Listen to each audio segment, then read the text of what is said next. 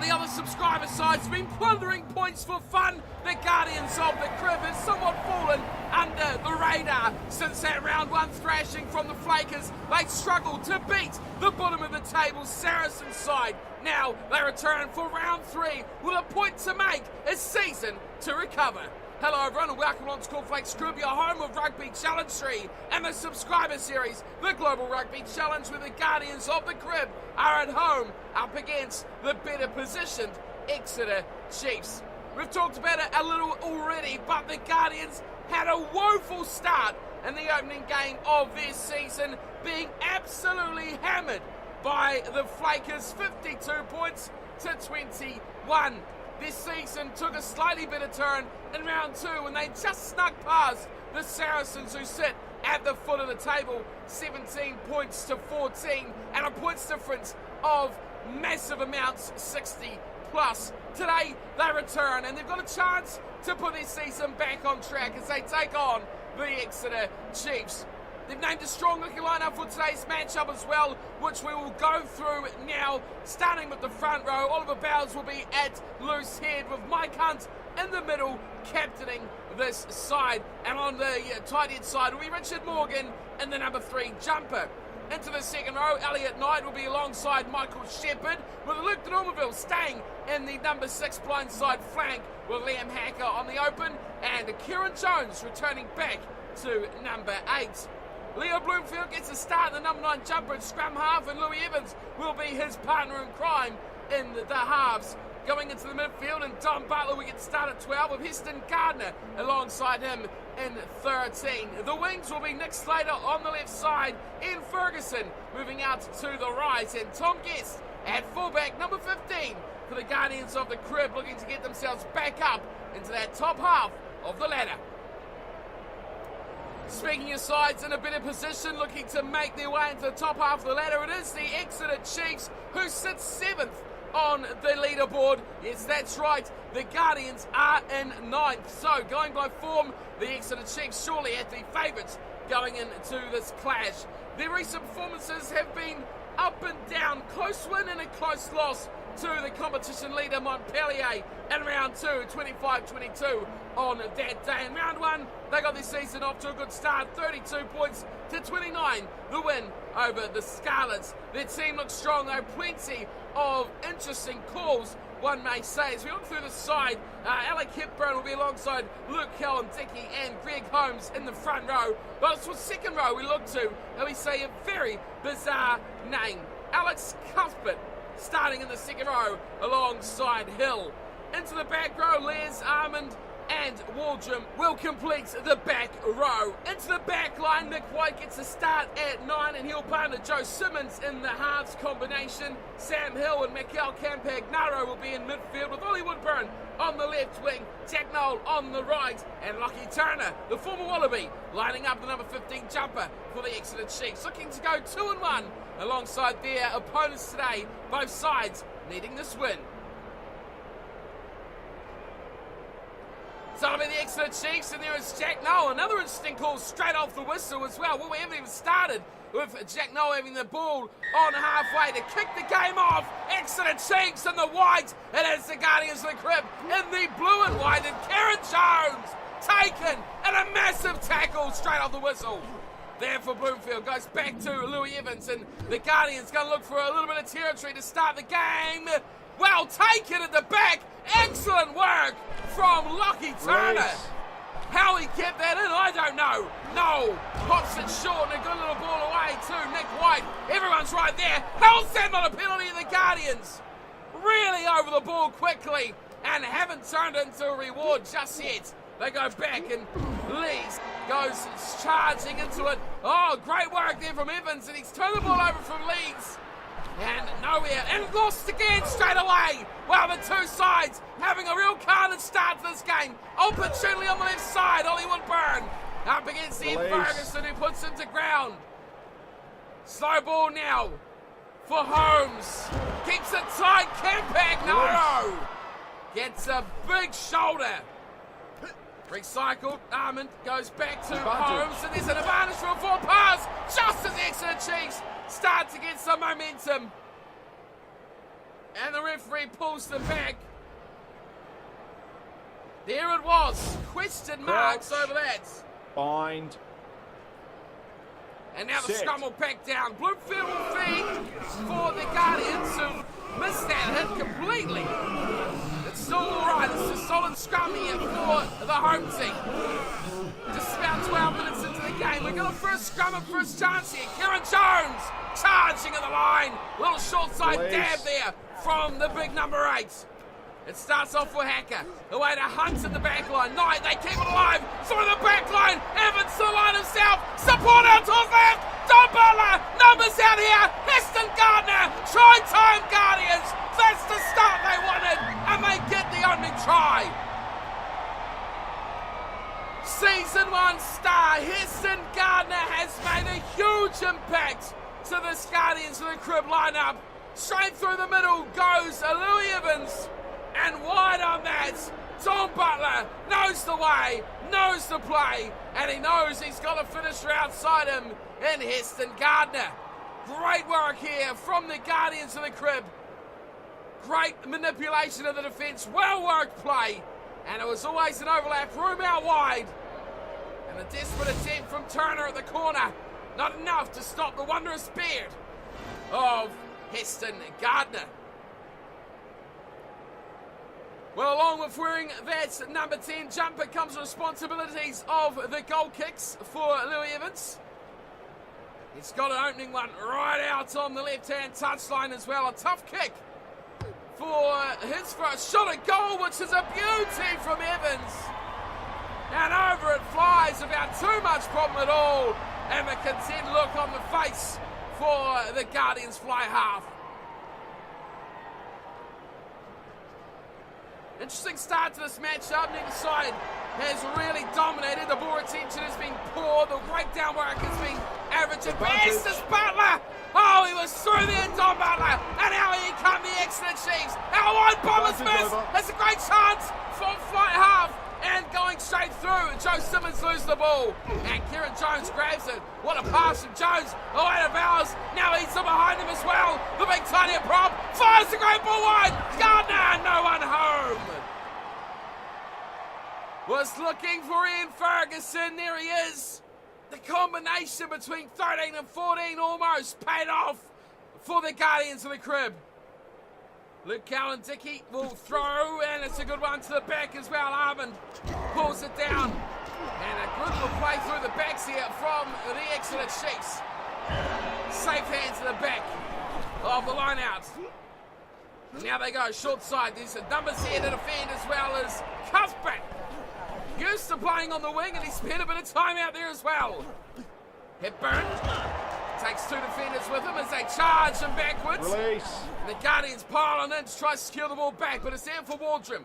And Thomas Waldrum fires big ball wide. He's thrown him out here, and a good bit of room too for Sam Hill, who quickly goes out to Jack Knoll. And Knoll's wrapped up. Knoll is going to lose this ball. That is massive. Massive work from the Guardians. Knoll isolated, and they took it completely all over him. And a great chance to escape now for the Guardians of the Crib. Evans with the ball, and he hacks us away close to the touchline. A great kick. Just enough on it. And Don Butler, look at him. He's the experienced number 10, the versatile number 10. He's giving a few pointers to his starter.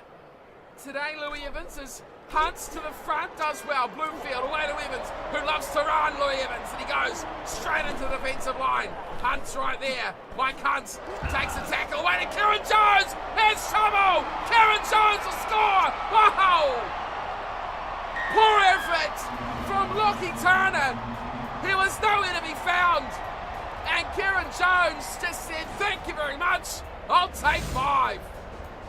Good run there from Louis Evans. You see him pop out to Hunt, who took on the one defender, drew it in, they didn't follow. And Kieran Jones says, I'll have you, Turner. And Turner said, I'm having none of that. A mismatch, but the fullback, terrible in his commitment here. You see him on screen, just said, no, not interested. I'll try shepherd you to the corner if I can, but apart from that, I want none of it. Jones goes over, impactful player off the back of the scrum. And impactful around the field as well off that short ball from Mike Hunt. And Louis Evans, who started it off a great run, has a chance to make it 14-0. It is the Guardians with a crib over the Exeter Chiefs. And one-way traffic at the moment. It's the travelling side. Seem to have nothing in store to trouble the Guardians. Jack Noel had a real chance down the right, but that really was isolation of the highest standard. It's underway, he hits the game yet again, and up goes Ferguson, and Butler is there. Butler somehow offloads a chance for the Exeter Chiefs, but they don't find it. Heston Gardner, away to Morgan. Hunt out in the back line. Still got plenty of players out here, and it's Elliot Knight who takes them on, but it's driven over the touchline. No, he's not. Well, I can see the ball in the side, over the sideline, and the assistant referee took his time to raise his flag. But it will be a line out to the Chiefs. The Guardians play as well. They had already resigned to the fact that was out. It's Callum Dickey will throw in. He's been successful, and he goes to the middle, and Hill pulls it down. They run straight through Sam Hill. Popping it short to Guest, who gives it away to Slater.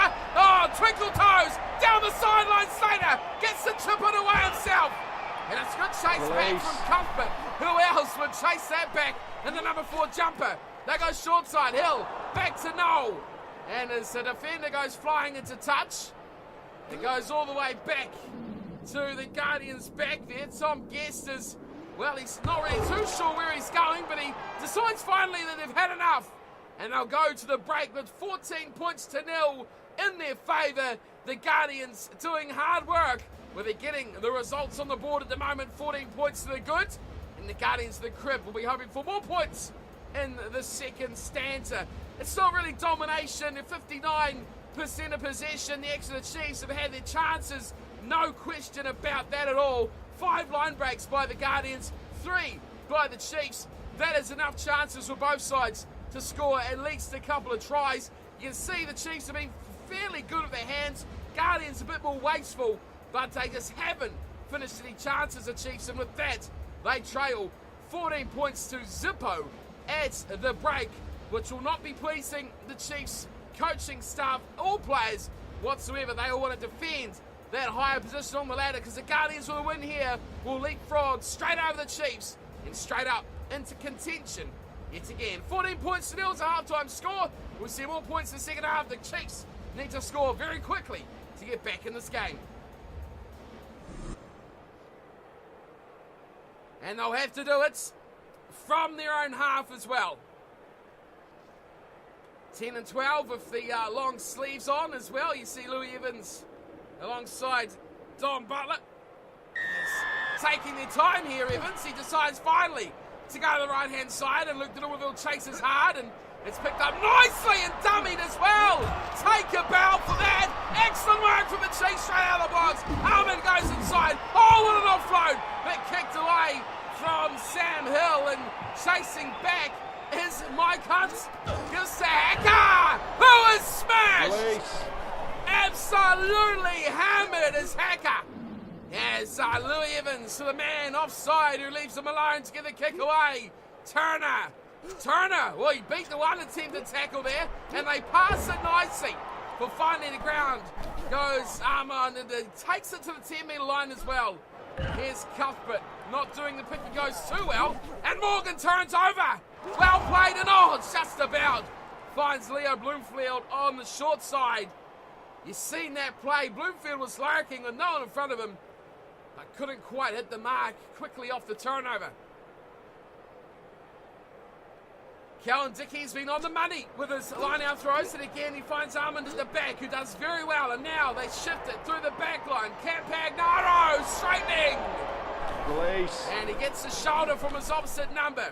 Cuthbert very well out to Woodburn, inside to Hill. Waldrum keeping alive. Once again, Callum Dickey back to Hill. And the Guardians defend stoutly enough for the moment. Big pass wide. They miss out a few before it's Armand once more. Out to Jack. No, he's the money man. Release. If he's going to get them back in the game, they need something from him. Slow ball, too slow. Thomas Waldrum. Oh, great pass to the tackle. Getting away to Release. Greg Holmes. And they struggle to get themselves over the advantage line, let alone the halfway line.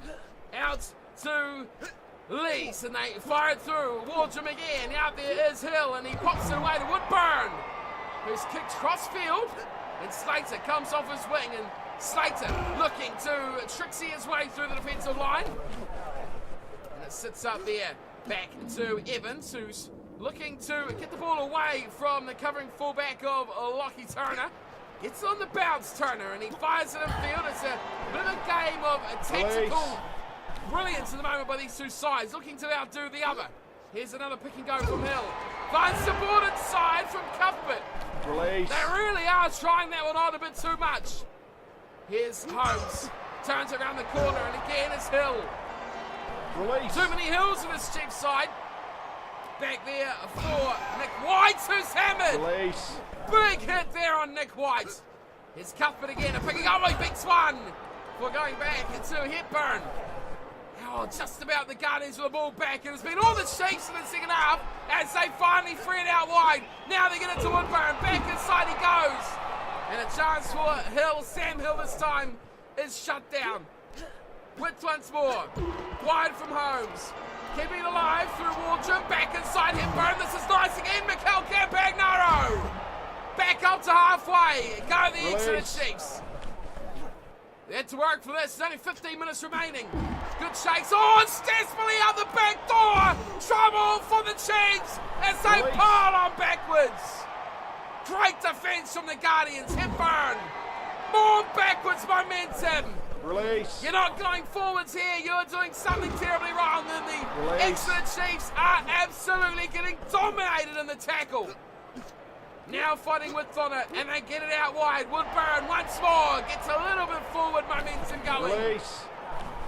And up from fullback there was Tom Guest. They're not kicking this at all, are the Chiefs.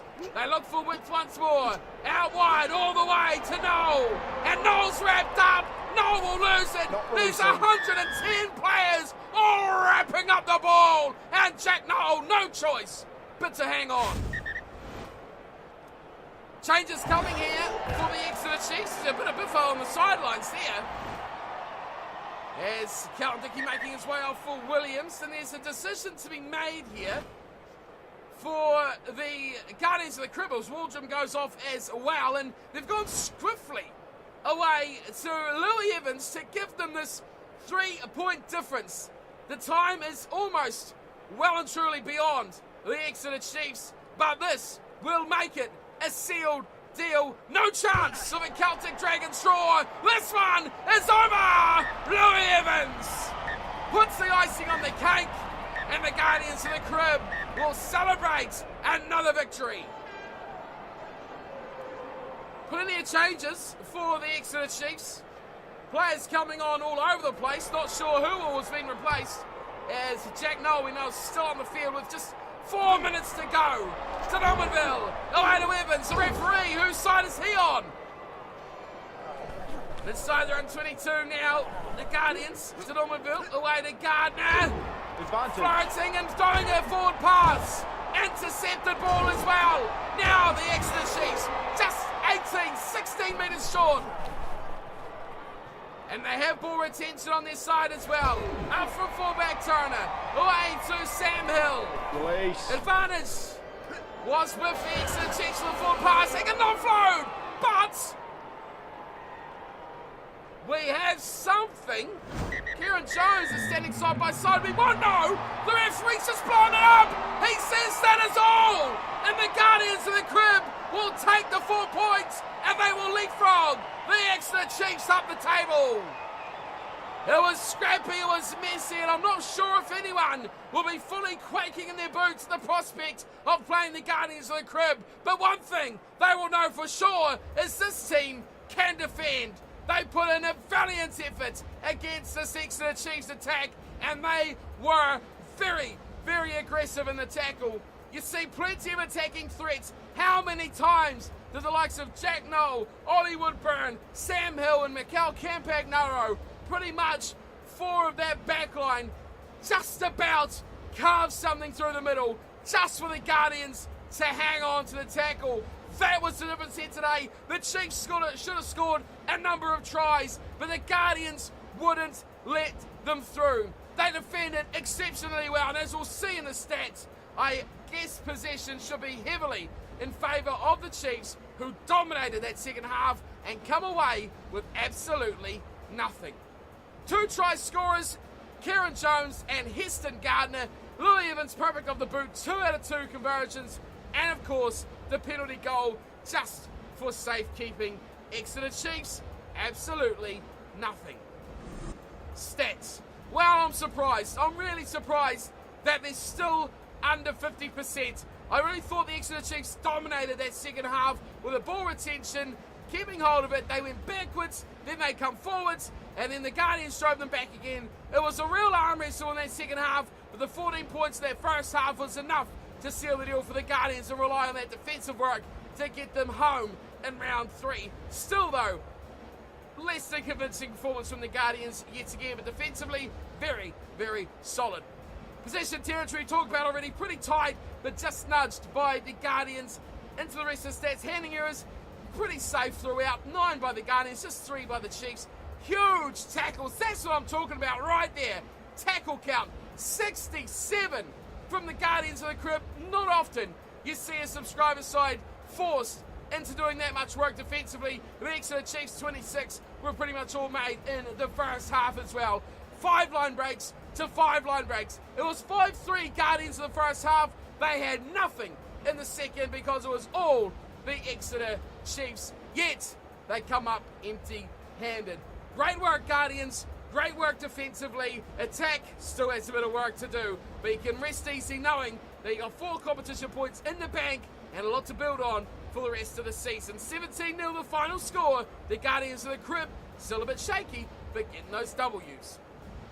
So with that result in the bank, the Guardians of the Crib have wrapped up round number 3. No other matches have taken place because match 1 of round 4 is the Flakers versus the Lions. And the way we've seen the Lions this season, it has not been pretty at all. You've got to say, when you look through the matches that the subscriber sides have played on, defence has been pretty solid.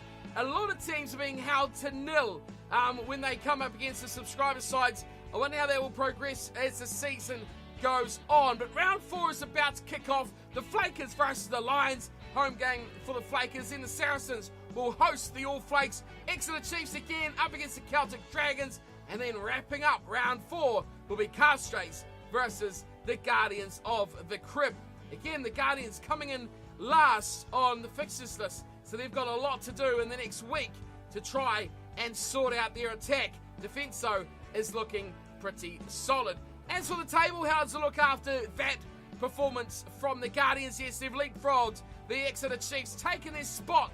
In other words, as Castres drop down to 9th, the Chiefs to 8th, and the Guardians leapfrog up to 7th. Although they still haven't wiped out that minus points differential, they'll work on that over the season following that opening game against the Flakers. They are still the best side of the subscriber teams, though. The Flakers sitting in 3rd position with 11 points. The Dragons with 2 draws and a win in 4th with 9. Leinster split the 2 sides with the All Flakes and the Guardians of the Crib, both on 8 points. But that is superior points differential there for the All Flakes. Montpellier still sit up the top. The Crusaders tightly in behind. Chiefs, Castres, Scarlets, Lions and Saracens down the bottom, with those last 3, Scarlets, Lions and Saracens, having not yet picked up a win at all. Just bonus points for those sides, and they'll be hoping they can improve. But I mean, the Lions are up against the subscriber side for the next round, so doesn't look good for those guys. But next match will be the Flakers versus the Lions. Hope to see you all there for that one. Hope you enjoyed today's matchup as well. Guardians fans, Guardians players, what do you have to do to improve and get the attack working a bit better? They need a lot of improvement for those last 2 games of the competition regular season, where they face the Dragons and the All Flakes in those last 2 rounds. They've got time to do it though, and they need to sort that out before then. Until next time, no thanks for tuning in and watching. Hope you're enjoying the series so far, and I'll see you for our first round 4 matchup. Until then, thanks for watching as always, and don't forget to take care